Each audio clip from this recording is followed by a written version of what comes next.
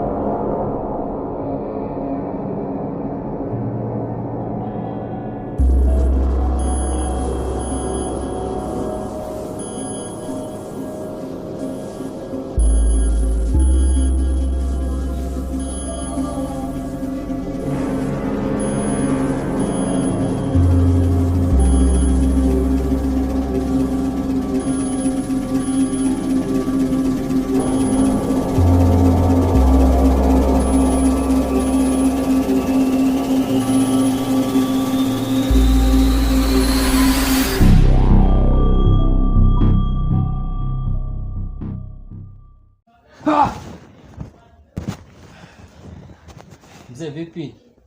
Vipi mzee? Ndoto. Tunashtua na asubuhi babu vipi? Ndoto. Ndoto gani saa hizi? Kwanza bora hata imekuwa ndoto. Mmoja ndoto mbaya sana. Hiyo ndoto ikoje mpaka unashtuka saa asubuhi mzee kiasi hicho? Mmoja nimefunga mikono nyuma, niko sehemu nisiyojua. Mikono? Yaani nakimbizwa na kitu sikielewi. Alafu baadaye nakuja nafunga mikono sehemu sijui. Sehemu imetisha. Wewe tatizo lako movie yako ya Kichina unaangaliaga hiyo. Movie zako za Kichina za kutishatisha na kwa unaangalia huko. Sasa wewe nani akufungi mikono hata kwenye ndoto mzee? Kwenye ndoto mtu aje kufungi mikono uliona wapi? Movie hizo punguza kuangalia movie. Sasa ngapi? Mimi sijui. Sijui saa ngapi sasa hivi sijui.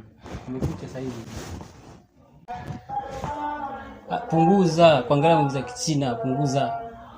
Asubuhi wewe hii unaweza kushtuka minoroto ya ajabu. Mimi naondoka. Punguza nguvu zako, lala mapema mzee. Hiyo ni ndoto kwa sababu lala mapema, usingizi unakuzidia. Mimi naondoka zangu. Tunashtuana tu asubuhi.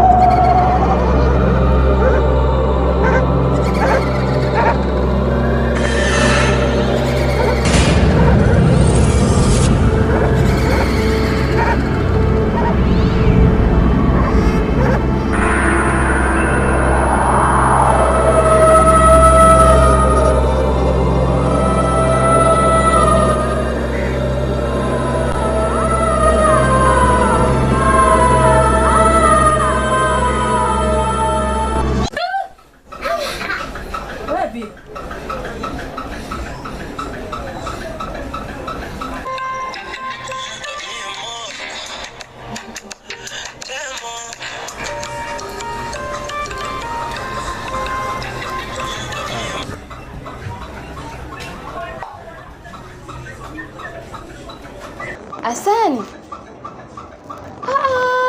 Maduka yameungua. Yaani mimi mwenyewe hapa sielewi, nimeota ndoto za ajabu afu maduka yameungua. Basi rafiki yangu mimi nitamwambia bosi. Yaani mwenyewe nimechanganyikiwa sielewi.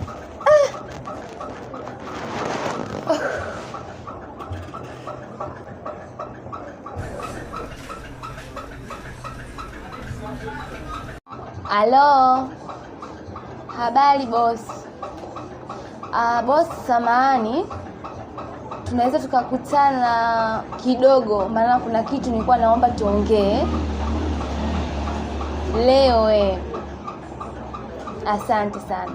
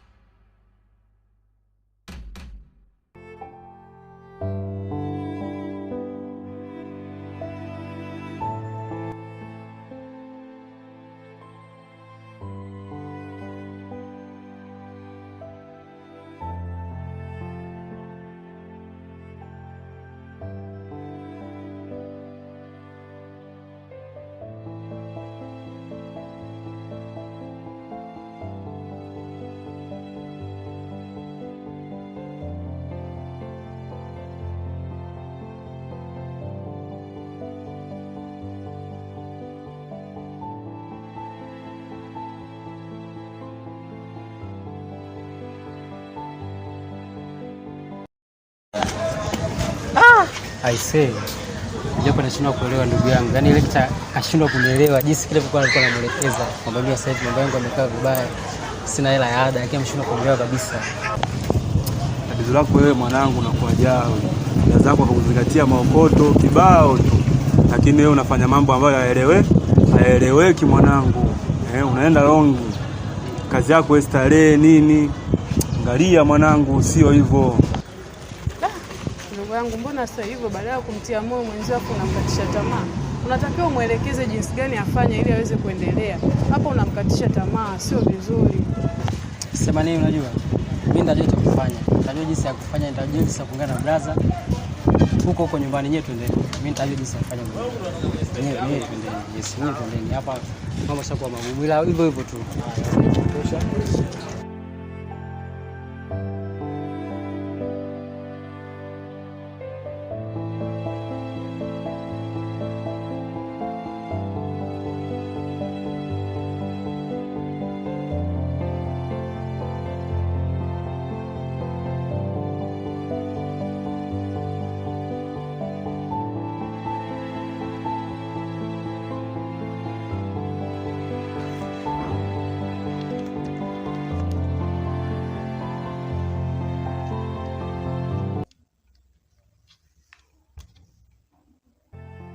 Hello Mr. Barton. Naendeleaje? Na samahani naweza kukuona ofisini? Asante, karibu.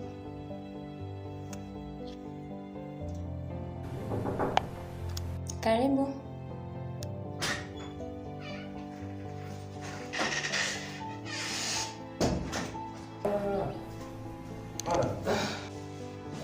Habari yako madam? Salama za mzima. Ase mimi niko vizuri, Mungu ni mwema, mzima kabisa. Tena mzima wa afya tu.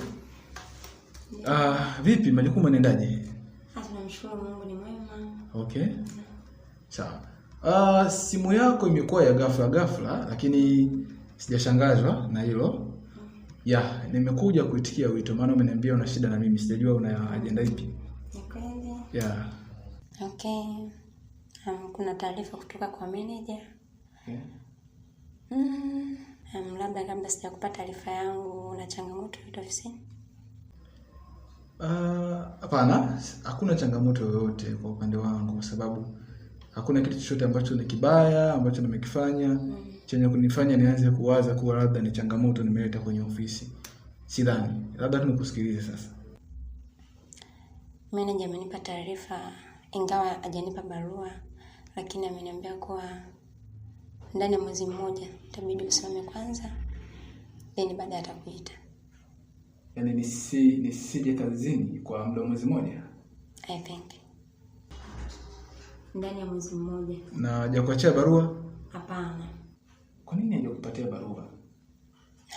I don't know. Lakini amenipa taarifa hiyo kwamba mwezi mmoja inabidi upumzike kwanza, then atakuita ofisini. Kwani okay. Sijui nini kinanikuta kwenye maisha yangu. Mbona sielewi? Yaani siku mbili nyuma biashara zangu nimepewa taarifa mbaya sana juu ya biashara zangu. Lakini pia nimekuwa ni mtu wa kuota ndoto za ajabu ambazo zinanifanya nikose amani. Alafu tena taarifa kama hii inakuja ya kuomba nisije ofisini. Tena bosi hataki hata kutoa barua, yani anaongea tu hivyo. Sijui shida ni nini. Sijui ni mkono wa mtu, hata sielewi. Sielewi kuna nini kinaniandama. Tena ofisini taarifa kama hii inanifikia. Changamoto ni nini labda? Nini kinatokea au kina happen kwenye sijui okay. Nieleze. Mambo mengine nadhani ni personal issues, very private, confidential. Lakini sio swala, haina shida, sio swala. Mimi nimekusikia na nitafanya kama ambavyo jinsi bosi ameagiza. Huwezi jua anawaza nini? Acha nifanye hivyo. Pole, lakini naamini Mungu atafanya. Asante madam, nashukuru kwa taarifa. Kwa ni hivyo tu au kuna kingine? Kuna kingine, ni hivyo tu. Sawa. Mimi nakutakia majukumu mema. Sawa. Sina usemi. Pole sana lakini. Asante kwa taarifa madam. Okay. Karibu. Sawa. Asante. Wewe endelea na pole.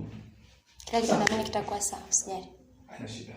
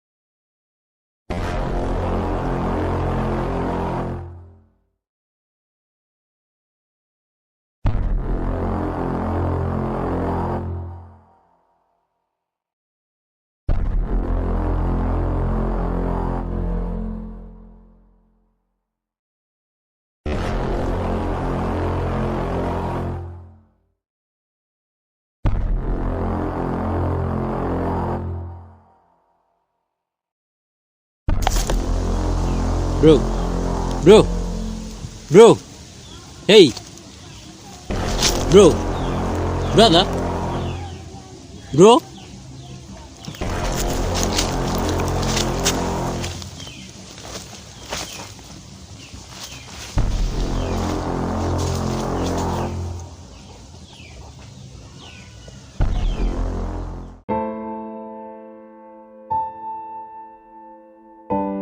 Una matatizo gani? Nimetoka chuo, nimerudi, nimekukuta kwenye chini ya mwembe umeanguka. Nimekuokota, nimekuleta nyumbani, sasa hivi ndo kidogo unaonekana afadhali mtu. Una shida gani kaka? Kwanza Mimi nahisi ni kwa sababu ya masuala yaliyonikuta. Yaani kusema ukweli mdogo wangu, majanga yaliyonikuta kaka yako, yaani majanga yaliyonikuta kwa siku hizi mbili, kusema kweli yamenidisappoint sana. Huwezi kujua kilichonikuta. Wanasema kuwa uyaone. Of course ndio haya. Imagine nimefukuzwa kazi ghafla.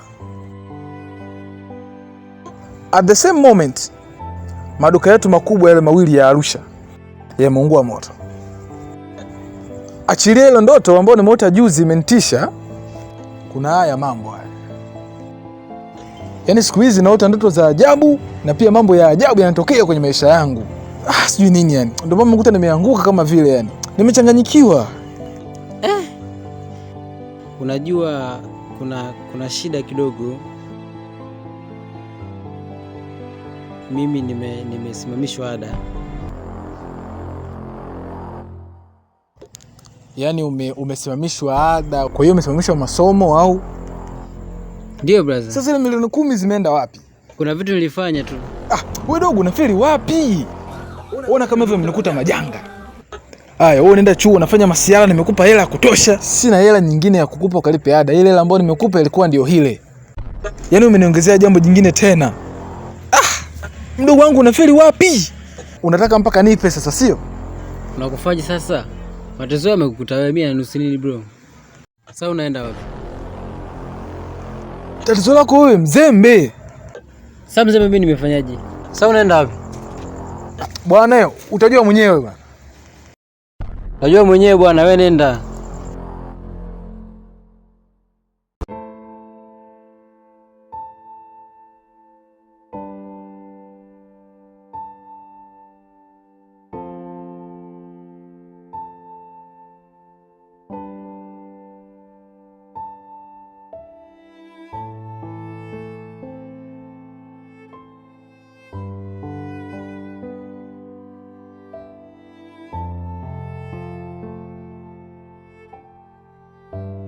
Hai Adrian. Safi kabisa. Naendeleaje? Namshukuru Mungu. Salama. Vipi hali? Mungu ni mwema kwa kweli. Masomo? Masomo yanaenda japo kwa ugumu lakini yanaenda. Vipi bro? I say bro. Bro yuko sawa. Changamoto nini labda? Brother na mawazo sana. Yaani ni mtu ambaye kavurugwa hizi siku mbili tatu hizi.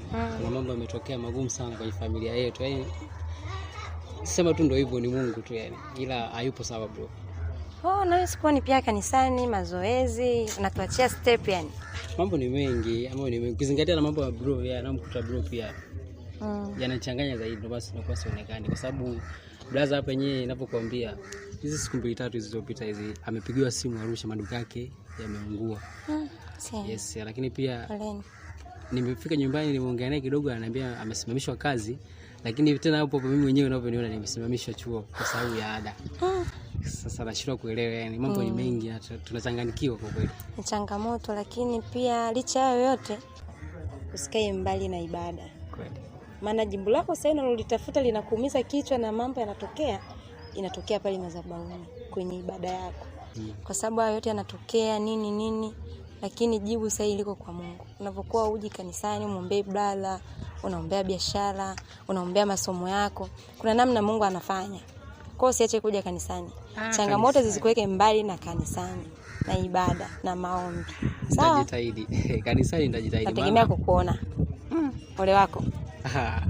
Nitajaribu, ila nitakuja. Sawa. Tunaomba Mungu akishaisha ya mambo magumu tu hapo nakuta broko sasa. Akishakaa na mimi tu atakasa. Akishakasa mimi kanisani. Huwezi kunikosa. Basi sawa, mwambie brother, majukumu yangu yakikaa sawa hivi nitakuja kumuona. Karibu. Asante. Tunakukaribisha sana. Asante, nitakuja. Haya, karibu sana dada. Haya. Sawa. Haya, sawa. Usisahau kuja kanisani. Nitakuja.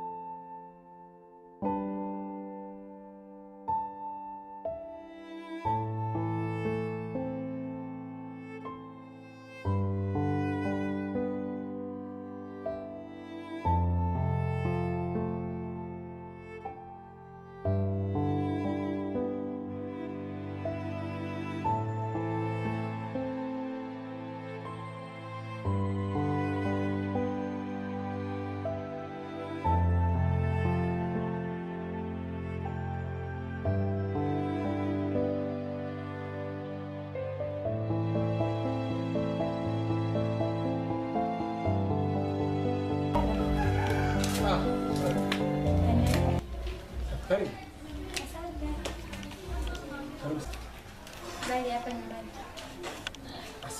Uzima upo. Lakini bado niko disappointed. Ndiyo. Yaani yaliyonikuta yamenichanganya mpaka sasa hivi. Licha ya kuwa juzi uliniambia kuwa bosi kaniambia nisimame kwenda ofisini ghafla. Nikakwambia biashara zangu maduka yameungua. Bado mdogo wangu anasema kafukuzwa, ada hajamaliza. Nilizimia. Yaani majanga yalivyonikuta nilizimia. Mdogo wangu akaniokota njiani. Ameniokota anakuja kunibandikiza jambo jingine juu. Lazima niwe disappointed. Sasa sijui msaada naupata wapi, sielewi. Pole sana kwa changamoto zilizotokea. Nimekutana na mdogo wako, amenielezea Adrian. Ameniambia kwamba amefukuzwa chuo, changamoto zote ameniambia, lakini still hayo yote mimi naamini kuna mahali inabidi upate msaada. Kwa mganga au? Hapana, sio mganga. Wapi? Ni zaidi ya mganga. Wapi? Suluhisho sahihi lipo kwa Yesu. Yesu atakusaidia katika hilo. Yesu si kama mambo ya kanisani, mbona mimi nasali fresh tu? Shida sio kusali. Shida nini sasa? Shida ni wewe kuwa karibu na Mungu. Pia kuhusu hiyo ndoto unayosema, umejaribu kuitafakari? Sijaipatia jibu. Kwani unaweza kunitafsiria? Siwezi. Sasa nani atanitafsiria? Yupo ambaye anaweza kukusaidia. Naweza nikakupa mawasiliano yake. Okay. Kwa jaribu kuongea naye, nafikiri ukamuelezea atakusaidia. Labda anaweza akanisaidia. Utatumia location pia, utaonana naye. Licha ya kuwa naenda kanisani, lakini labda sijui, lakini acha tuone, manake sina namna. Maji yanifika shingoni. Mambo mengine ni ya kiroho, kwa sababu ndoto imekuja kiroho, mambo yakatokea kimwili. Kwa lazima pia urudi kiroho ili kuelewa ndoto na kutatua changamoto zako. Mimi naamini Mungu atakusaidia na kitu kitakuwa sawa. Okay. Madam, nashukuru. Nashukuru sana kwa ushauri na kwa kuja kuniona. Na kwa kuja kujua yanayonisibu. Nashukuru sana. Mimi nitajaribu kufanya hivyo. Pengine nitapata msaada. Yeah. Naamini utasaidika. Eti? Yeah. Naamini Mungu. Na kazini nitarudi. Utarudi kazini, kila kitu kitakaa sawa. Mimi nashukuru.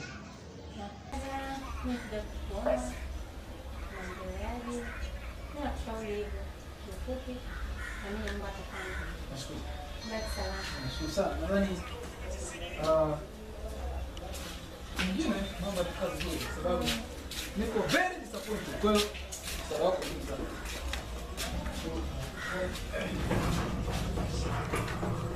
sasa wasanii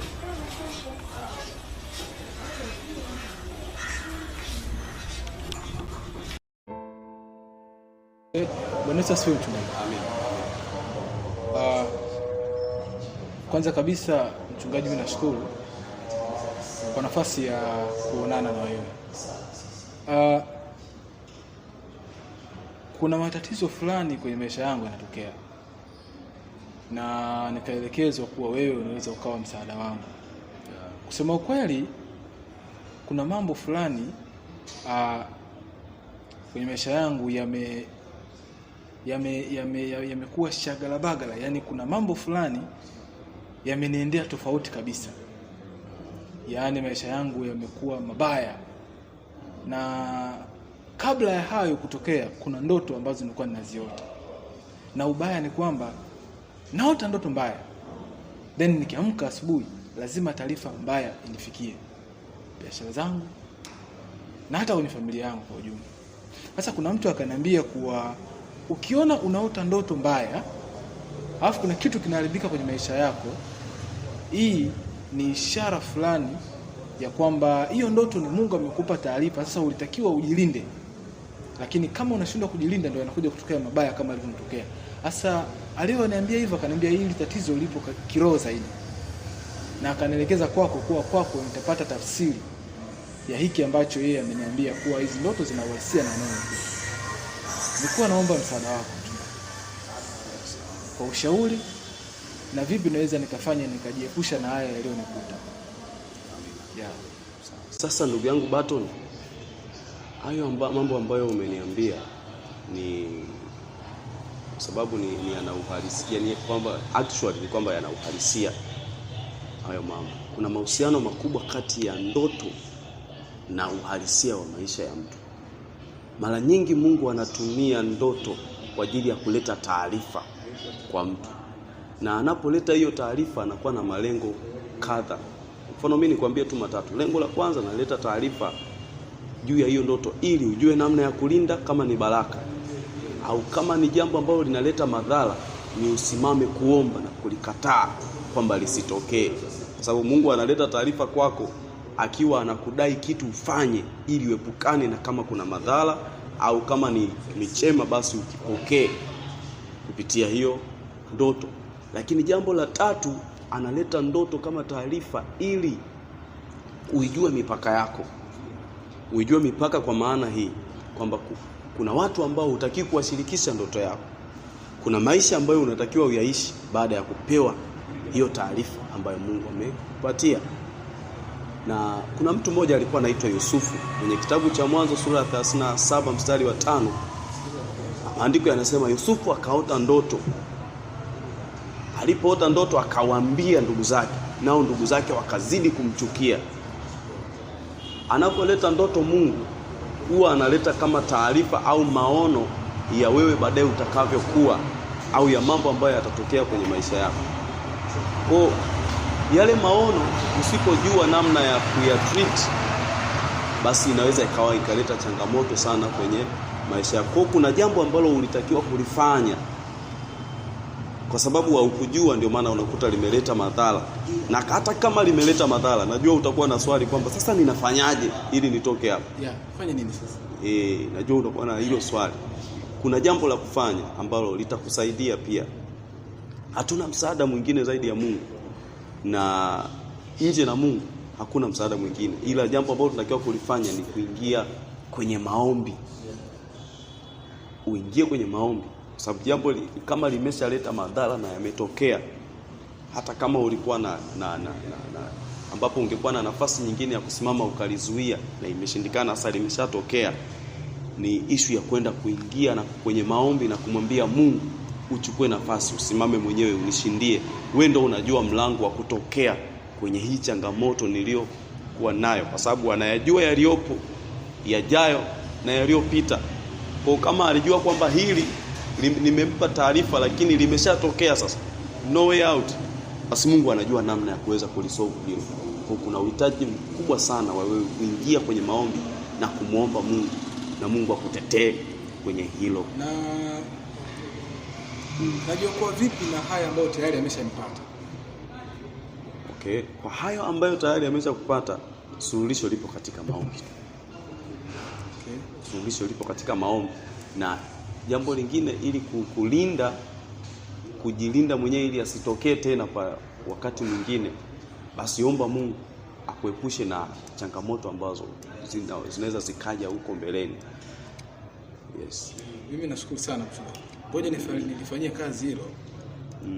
Naamini Mungu atanisaidia. Amen. Lingine ambalo la kukushauri, wakati umeota ndoto, ni muhimu sana ukamshirikisha, wakati ule muda wa kukaa na kutafakari, mshirikishe Roho Mtakatifu kusaidia kujua tafsiri ya ndoto ina tafsiri gani kwenye maisha yako, kwa sababu ndoto si inauhalisia kwenye maisha yako ya kawaida.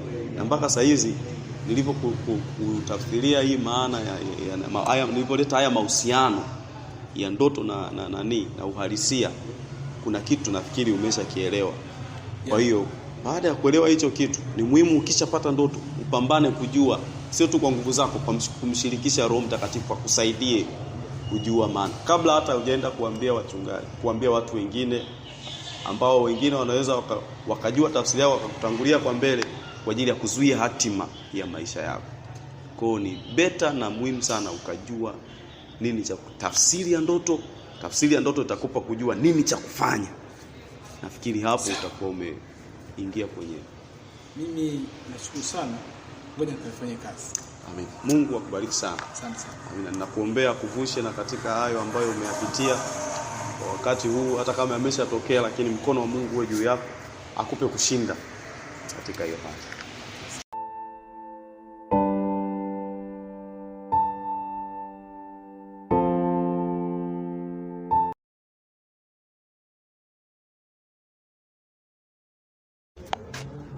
Ndio, nipo njiani nakuja. Dakika chache, kama dakika 5 nitakuwa nimefika. Ndio.